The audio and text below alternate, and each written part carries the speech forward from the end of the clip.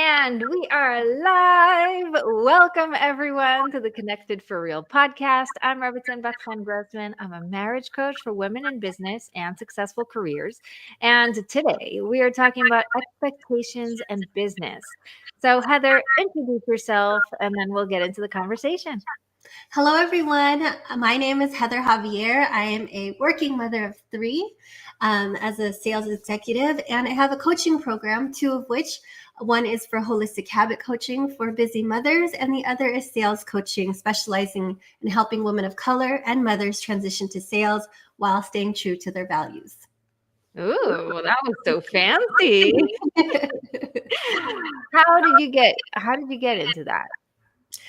I think with the holistic habit coaching with busy moms specifically is we go through it, we're guided by God, and I learned that my experiences and my healing was meant to help heal others. So that was really where Be About It, health and wellness came to light, because even though I'm a mother of three, I had two boys back to back, which is very tough. And I was one of the only moms in my circle of friends. Like I had to figure it out, and I had to go back to basics. And a pivotal moment in my life was when I woke up heartsick, where I felt heartbroken. Like, what's going on? Why am I waking up in the middle of the night? Like, what's wrong with me? I checked on the kids. I checked on my husband. I checked on my dogs. Everything was fine. And it was that moment where I felt what misalignment was. And I didn't want to feel like that anymore. I realized it wasn't self-serving to be upset and pissed off at everything and how I felt alone. I had to take accountability for myself and start taking care of my heart. So Be About It just means being about your heart and glowing from within, being happy from within. And in my own journey, I started working on basic nourishment, reconnecting with my faith, actually having a conversation with God versus help me, versus like, why is this happening? I asked for more guidance. Right. And I realized when I turned my faith to talk to him in asking for more guidance, the more my eyes opened to solutions and blessings. Right. So that just really created the path for me to look at habits holistically. And mothers, my friends started coming to me because, again, I was the first one out of many of my friends in my network to have kids. They're like, how are you doing it? How are you doing it with kids? How are you doing it with nutrition, working out? And not even just that, how do you manage your time? All this stuff. So I created a whole program that was group coaching, really popular, especially during the pandemic when people had to get back to basics. And then I've coached teachers, educators, women in leadership. And so that's how the holistic habit coaching came into fruition. And then with sales coaching, I realized that was another calling, another purpose, because I am in an executive sales role for a leading diagnostic company. I've been in this industry for over 10 years, and my approach to sales has always been interesting, and I've always questioned, like, how did you do that? What is your approach to this? Always gaining my instincts. And I realized that a lot of it has to do with the fact that I know what it's like to feel unseen and unheard. So I make my customers always feel seen and heard. No matter what the situation is, I'm just holding space and that call, whether it be with my team members or customers. And when I realized I was onto something, and I have reaped the benefits of just a wonderful career that I love, that I feel like is in alignment with my purpose, then I created the Transition to Sales podcast and sales coaching to help other women of color, other mothers benefit from this B2B sales career. That's amazing. That's really amazing. How do you hold both businesses while staying, almost like you can't focus on too many things? Mm-hmm. So how are you doing both is really my question. I think it's Yeah. So I'm doing both programs, but I do work full time. And if the question is how am I doing my coaching business and my full-time job, um, I I pray every day. I know that's where it starts. So I also ask for guidance, and I also make sure I include my partner, my husband, on the plans. But most importantly is I believe in growing at a capacity that I can carry, right? So I I have to treat my family as number one. And in order to do that, I need to take care of myself. And part of taking care of myself is being realistic of what can be done in a day, in a week, in a month. So every month, I am outlining what is feasible for specific areas in my life. So it's like time buckets, is how I describe it to my clients. There's an area for myself, there's an area for my family and household, there's an area for my business, and there's an area for my full time job. Right. And so just outlining what's realistic in a month, in a week, in a day is how I go about it. And every morning, I pray and I meditate and just visualizing how I want the day to go, what kind of energy I want, and I listen. And sometimes I hear him and I'm just like, okay, I got to check in with this person or have a really good podcast interview with you, and that's my work for today.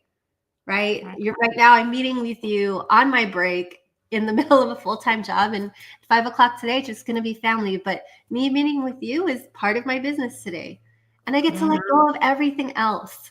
So it's so important to remember that we can't do everything every day, but to live God-centric, to live heart-centered, is remembering the kind of energy we want to be about, right? And then aligning our goals and our actions accordingly. Okay. I was more thinking in the two businesses, like the habit one versus the coaching. But it feels like the habit one, is that more like passive, or like you've created it once and now people just go Yeah. in there? Yeah, I've created it once, and so I go off of referrals. People remember me, they continue to see me. And then my sales coaching and my podcast, that's still in stealth and creative mode. And so I have discovery calls, I have clients here and there. But I feel like the holistic habit coaching is ongoing because I get referrals.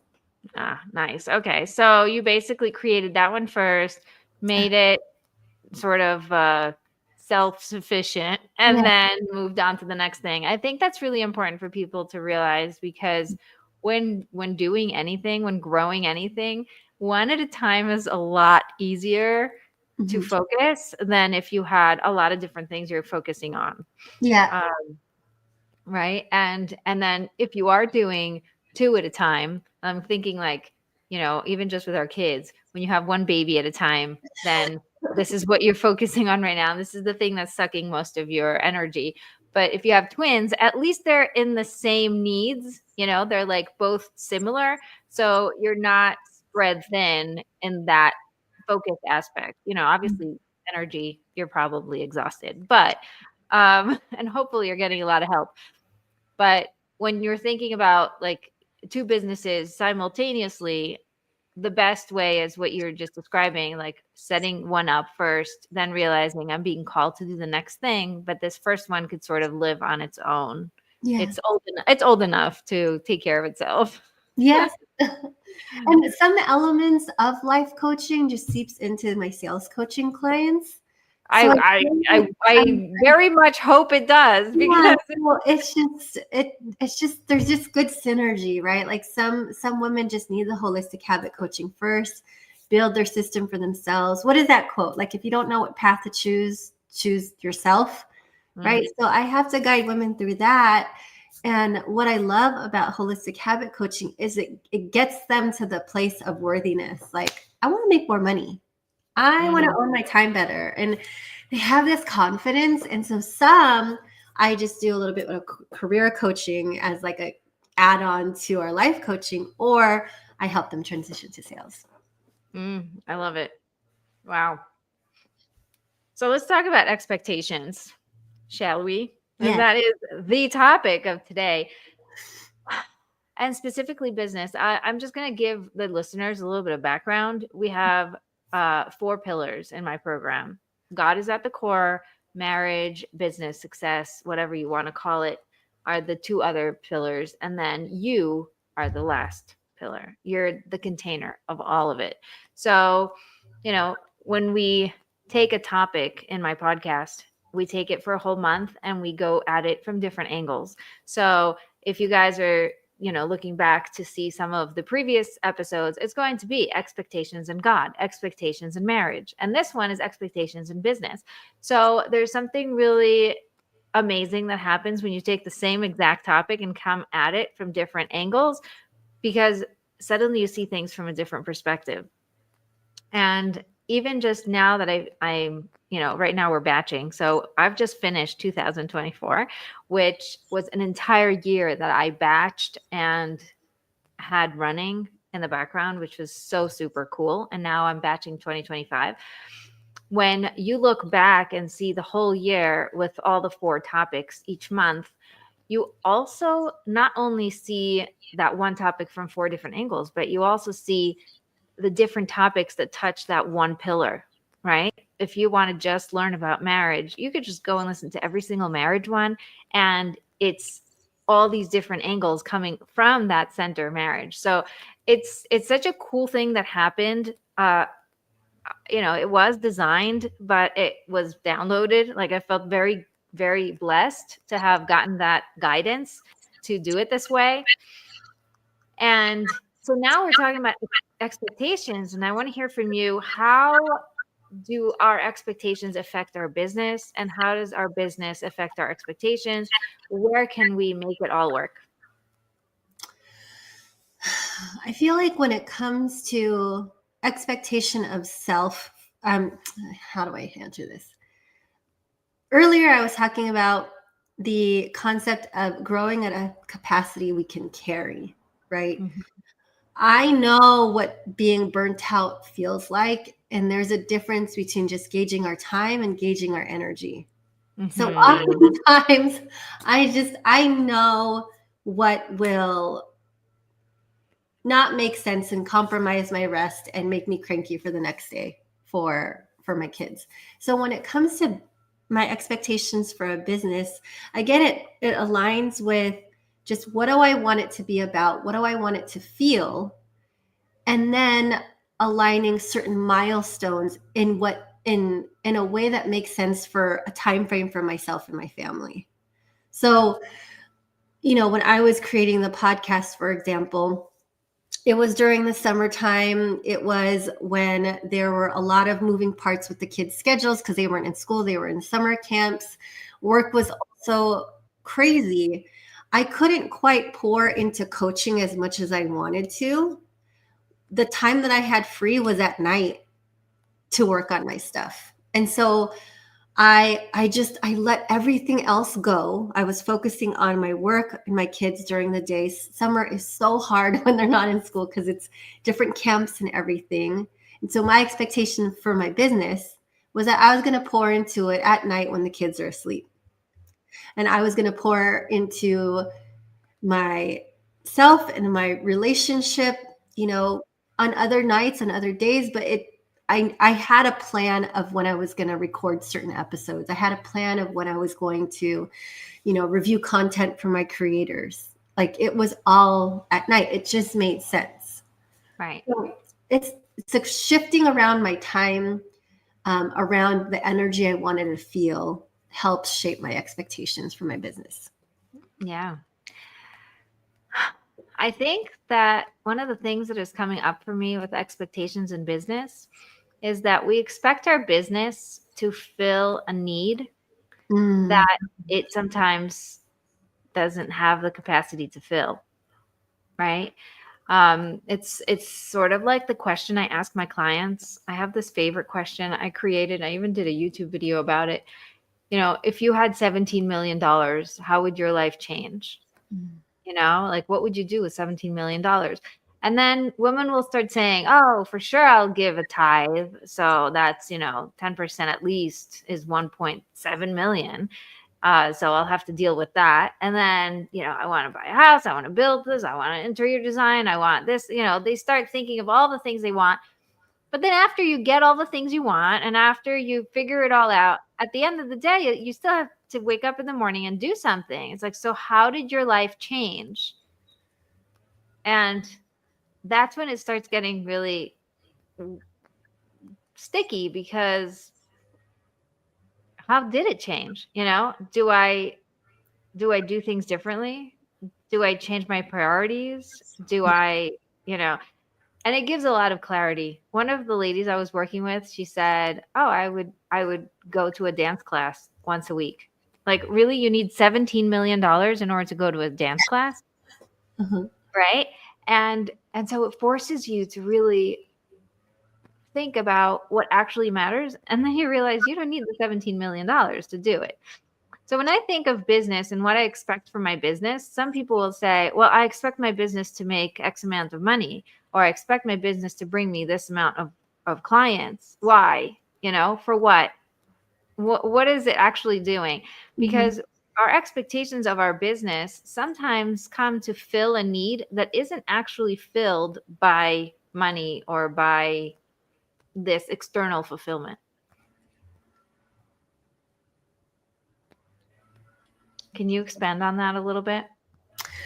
I think sometimes when I coach women sometimes on their business, they're working a lot, they're focusing on a lot on the financial part, right? Like how, like I want to make X amount of dollars for my business, but it doesn't make sense to make that much money given very little time. There's other things that need to be worked out, like your system, the skeleton of your business, the structure, the flow, how you get your clients, the buying experience. Like a lot of that needs to be set up before you can even expand on, I want to make X amount of dollars. It's also important to think about operational costs too. And thinking about the kind of work you actually want to do for your business and the work that you don't want to do for your business. Like that's a really good expectation too. That's how I started to map out what I wanted to make initially in coaching, was just like, I don't want to do my bookkeeping. I don't want to do my marketing. I don't want to, stuff like, so I could just show up to coach.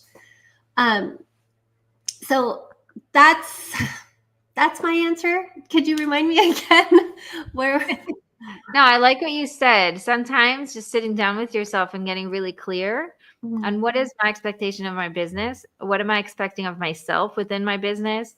And am I okay with the business taking me a little bit off route for different needs? Like you were saying, in order to grow really big, you need to take this detour and that detour and like get these skills down really well. Like you can't sell if you can't sell, right? Like if you don't know how to sell, you're not going to be able to sell X amount of coaching programs or whatever. And I could see in my own journey, I had a goal in mind, but I didn't have a timeline. My goal was, how quickly can I get to 6 figures, right? That's all I wanted. I wanted to see how quickly and what it takes to get there. So what skills do I need to gain? What things do I need to master? How do I bring myself? How do I hold myself? What do I think of myself? All the different things that had to come with this experience. So I like that you're saying, realize that the expectation needs to be aligned with the reality of what it takes to run a business. Right. And what I mean about growing at a capacity you can carry is being real of what your level, your skill set is right now, your resources are right now. Right. So I started I don't even think I had a coaching program yet. I joined a business coaching program that was like just for me to learn from other women some of the mindset blocks we have as running a business, putting a price on our offerings. Like I had to work through that. And I knew at that time, I didn't quite knew what I was creating just yet, but I knew I needed to it helped to sit down with other women who were also identifying what their services were, what their pricing was going to be, what the buying experience was going to be. And having that network of like, who is your bookkeeper, and who did organize these slides, and who is your VA, things like that, to start building the business. So by setting an expectation for the business, we need to be very clear of where we are at in running a business. Yeah. And, I like that you said you joined a program in order to learn, because I find that I learn best when I am part of a program too. And I started my business. I got a coach, and, and I focused first on money because I needed to get out of poor mentality before I could do anything else. So I think that was the best move I could have done. Like, first I worked on my mindset. I completely transformed the way I see money, the way I see success. I was afraid of success because, what was it going to mean for me? Am I going to disconnect from God once I could just like do it all myself? Like, that was my fear, It's like, I can't be successful because then I won't be as connected, or then I won't be as humble. And actually, just a spoiler alert, that's not true. Or at least it doesn't have to be. But what was really beautiful is that as I'm going through my own process, I'm realizing that this is how I expect to do business. When I think of succeeding and doing business, I know that one of the things I'm expecting is to be part of a program, is to have coaches, is to have people around me who are ahead of me, because that's the way I learn best. That's the way I stay motivated. So my husband would look at me and say, when do you think you could be done with like paying for this coaching thing? Like, it's a big expense, right? I'm like, never. Yeah, because we're always I really like it. I like being around people who get me. It's like you said, it's wonderful to be around people who are, it's wonderful to have a container of shared experiences where we're all trying to level up together.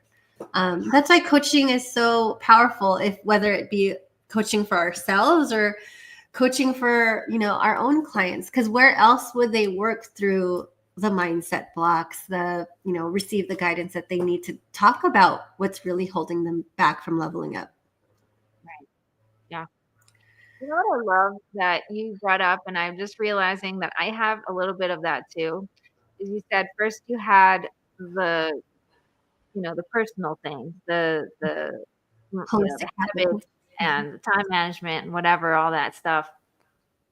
And then you leveled up to, to business and sales and that.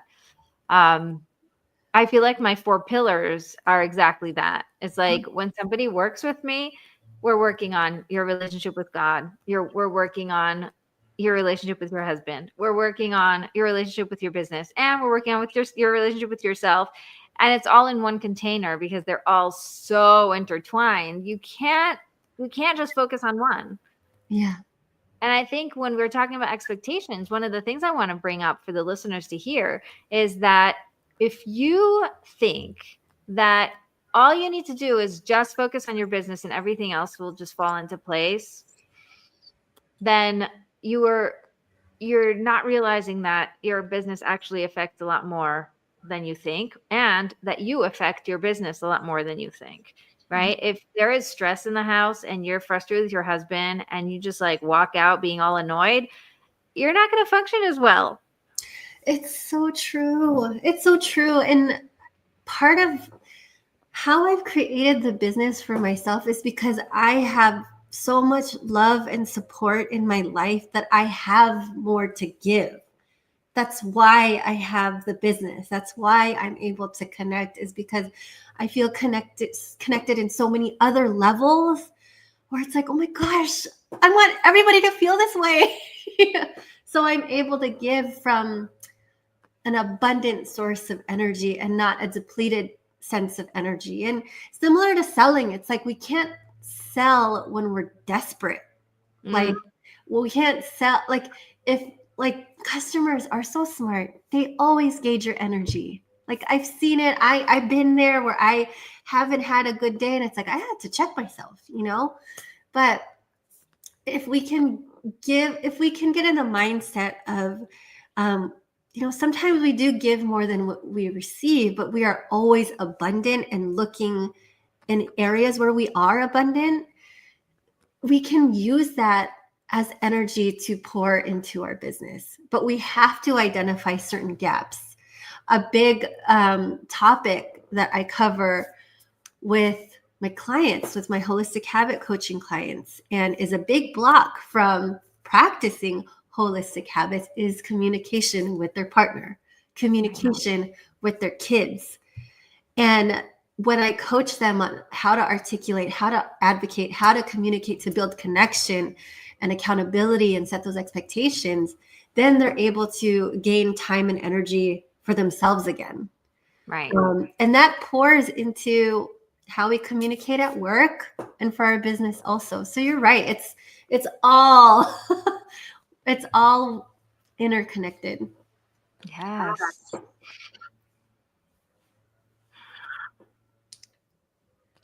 There was something you said that made me so excited. I was like, "Ooh, I have to say something." And then now it totally lost my train of thought. And so I'm trying to think, can I get back to it? Because I really liked what I had to say. I'm sorry. It's not your fault. It's, if it has to come, it will come. I trust that God is going to bring it back if it needs to be here.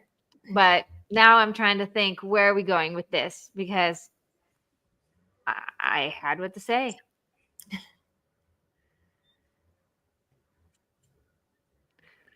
Do you have anything that you feel like you want to start talking about? And then I'll stop you if it comes back to me. I want to know your insights on, you mentioned you have this meditation library for your clients and how it does help them. I just want to know from your insights is how does it help their business? How does it help them to set more, like, how does it tie into the expectations? Ooh, that's a great question. Okay. She did her homework, people.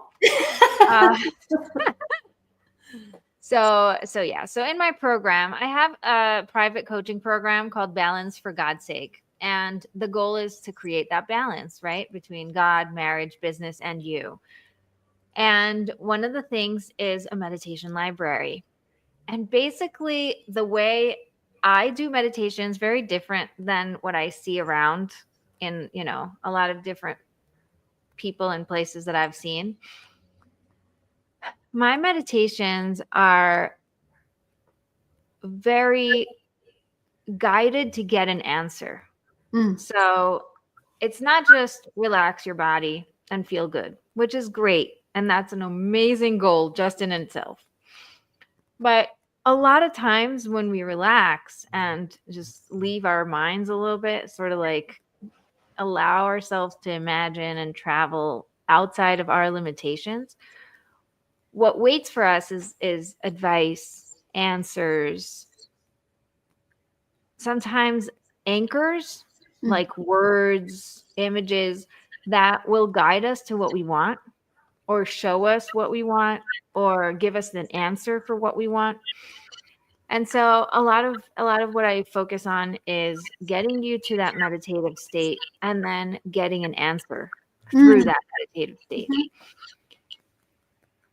And then always I'll bring you back and say, write down whatever the word that came up, or write down the advice that you got, or write down, like, I'll remind you what things you're supposed to write down before you speak. My father had a grandfather who was a big rabbi, and he was really, he was a Kabbalist. And he used to tell him that if you want to remember your dreams, don't speak. Like, as soon as you wake up, start writing them down. Because as soon as you speak, you go back to your brain, you go back to conscious, you're done. You have completely put everything subconscious away. And my father told me that. And I grew up on, hearing this. Like, if you want to remember something that you dreamt about or that was in the subconscious, write it down before you start speaking. And so I'll say, before you speak or before you do anything, like, just write down a word or an emotion or what you saw, or just describe where you were, whatever it is that comes up for you. So when I do my meditations, I'll always have my journal ready. Sometimes if I don't feel like writing anything, that's fine. I don't have any rules, so you don't have to. But when you do have something to write, it's so handy to have it there and just jot down a couple words or jot down the thing that was said. And I have some great insights that I myself got from my own meditations. You know what happens when you create them for other people and then you're like, oh, I really need a good meditation and I can't find anything online. I'm like, oh, I should just use my own. So I end up tapping into my own meditation library, and I get the coolest things, and my clients get the most awesome insights. Some even meet people that they haven't seen for a long time. We had one meditation that people kept telling me that they're seeing their father. And like, I said nothing about their father anywhere in the meditation, but it just kept coming up. Oh, I saw my father. Oh, I saw my grandfather. Oh, I saw my father. And he told me this and he told me that. And, these are women whose father aren't with us anymore. So it was just really fascinating that the same meditation kept touching at something that brought up, I had no idea. Like, when I'm designing and I'm doing it, I'm very much a channel. So I don't believe that I am creating it, even though it's my voice and I'm the one sort of putting it together. But I definitely feel, and I'll be mid meditation, creating a meditation, and I will be blank, and I'll turn to God and be like, I have no idea where we're going with this. Do you want to like download something? Like, any ideas up here, And suddenly I'll have something like, oh, we're going here, we're going there, and like this thing has to happen. And then the women will come out of the meditation going, wow, how did you know? Like, that was exactly what I needed. So it feels really good to be in that place where I'm able to tap into that. I know what I wanted to say. Boom. Remember.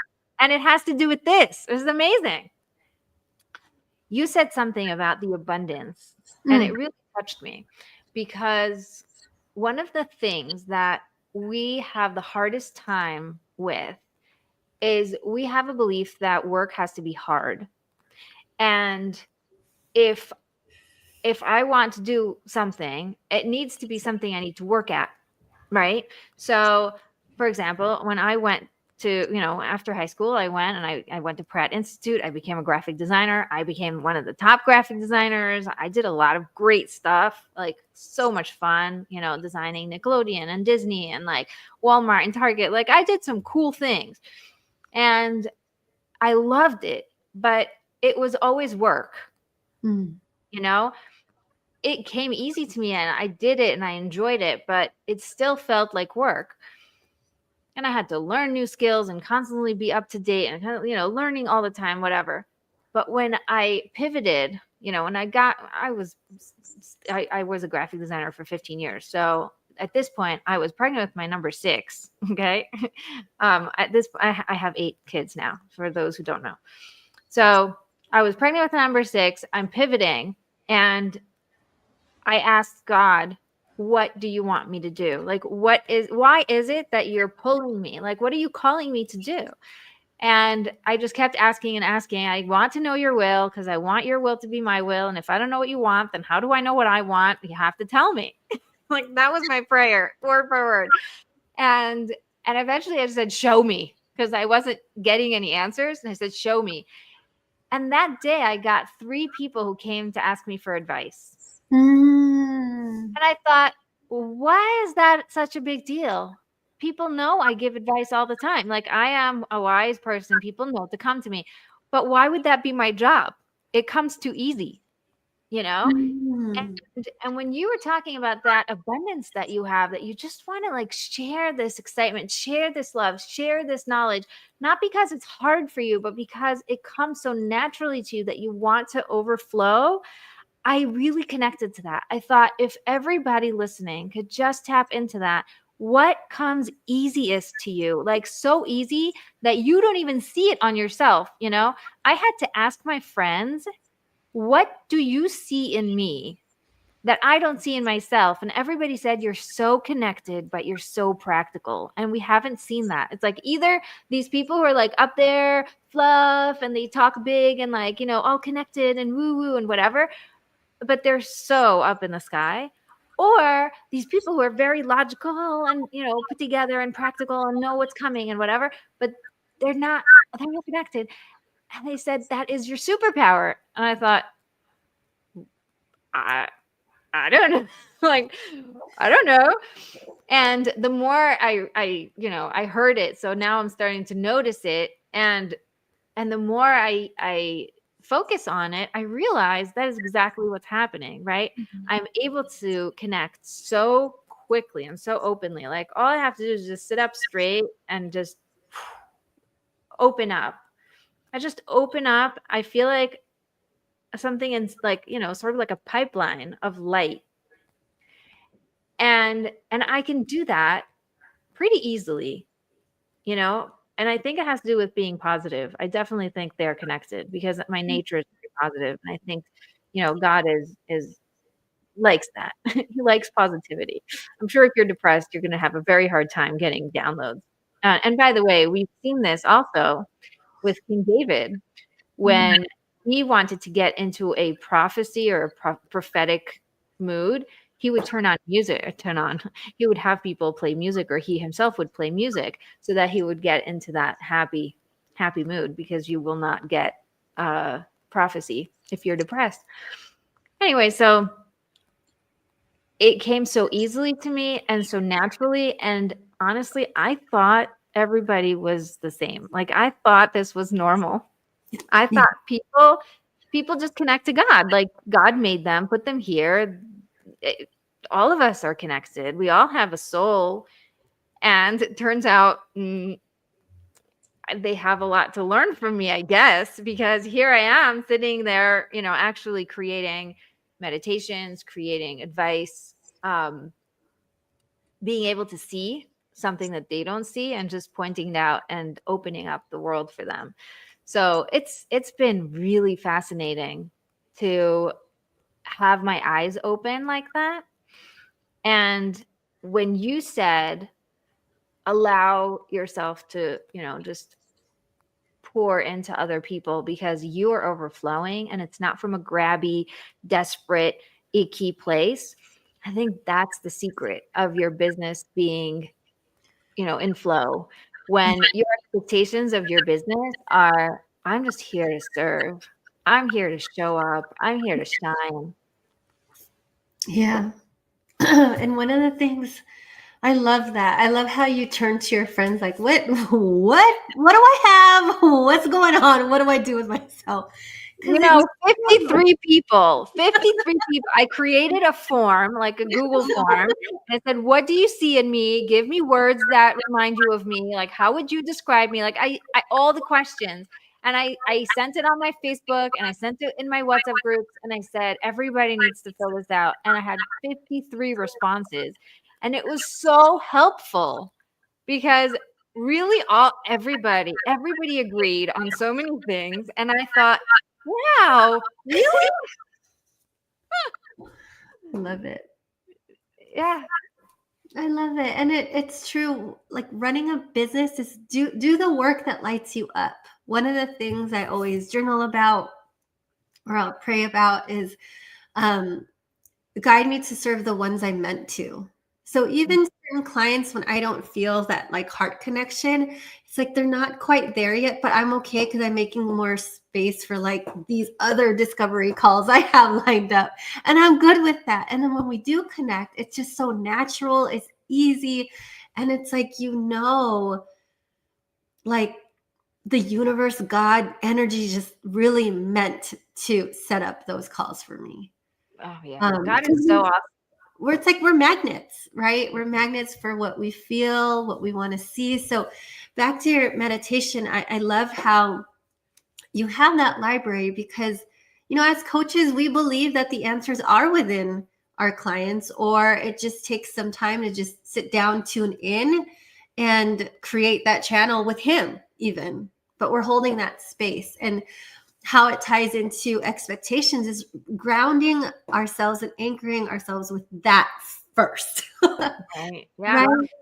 Yeah. Yeah. One of the coolest things that happened right now, I'm graduating a lot of like I had a big cohort recently, and a lot of people are graduating suddenly, like all at the same time. And one of the coolest things that happened is that every person will, schedule a discovery call and tell me they want to focus on one of the four or two of the four pillars. Like, hey, listen, my marriage is fine, but I really need your help with business, or, business and you. I need to figure out my time, and I need to figure out my business and whatever. Or I'm fine with my business, or I don't even have a business. I'm, doctor or lawyer or whatever, but I really need help with my marriage and with my connection with God. Something like that. Okay. It will always be, I want to focus on one side more than the other, or something along those lines.